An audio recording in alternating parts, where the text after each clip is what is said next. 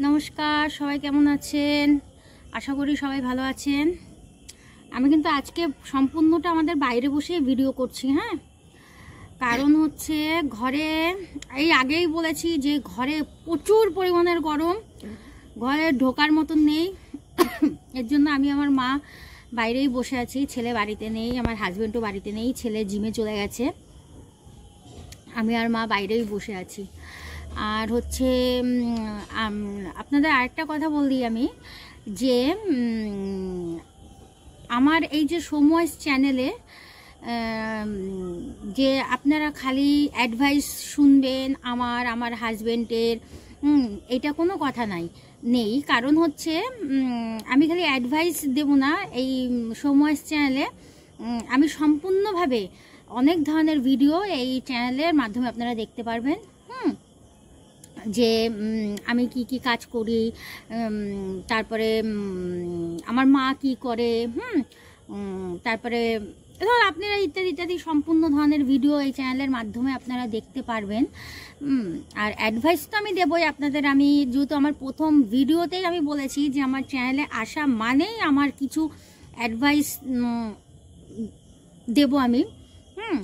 আর আপনাদের আরেকটা গুরুত্বপূর্ণ আমি কথা বলবো, হয়তো আপনারা খুব তাড়াতাড়ি কিছু আয়ুর্বেদিক টিপসও শুনতে পারবেন, সেটা আমার হাজব্যান্ড দেবে আপনাদের। যেহেতু আমার হাজব্যান্ড একজন আয়ুর্বেদিক ডাক্তার, আমি তো আপনাদের আগেই বলেছি যে আমার বাবাও ছিলেন একজন আয়ুর্বেদিক ডাক্তার, উনি মারা গেছেন, স্বর্গীয় ডক্টর PN অধিকারী। তা আমার হাজব্যান্ডও আপনাদের কিছু আয়ুর্বেদিক টিপস দেবে।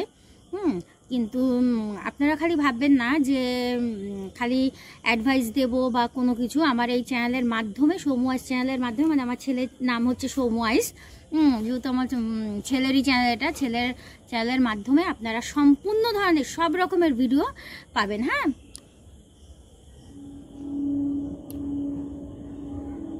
আমি আপনাদের আজকে একটা মজার জিনিস দেখাবো।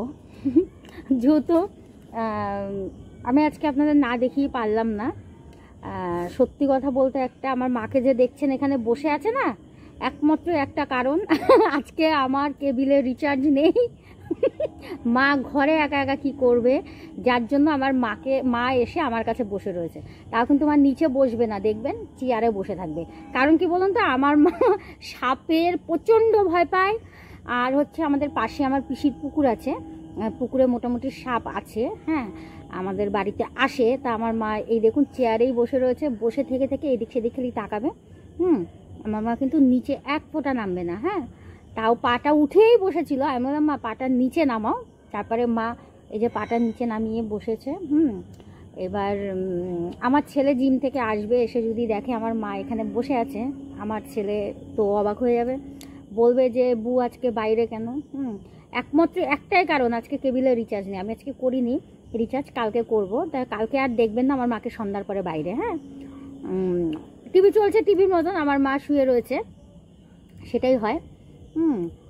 এই যে চাটা খেয়ে এখন বসে এই যে বসে রয়েছে। হ্যাঁ, এই হয়েছে একটা মজার জিনিস, বুঝতে পেরেছেন? হ্যাঁ, যেহেতু যেই মানুষ কোনোদিন সন্ধ্যার পরে বাইরে আসে না, সেই মানুষ বাইরে এসে বসেছে, এটাই আপনাদের আমি দেখালাম।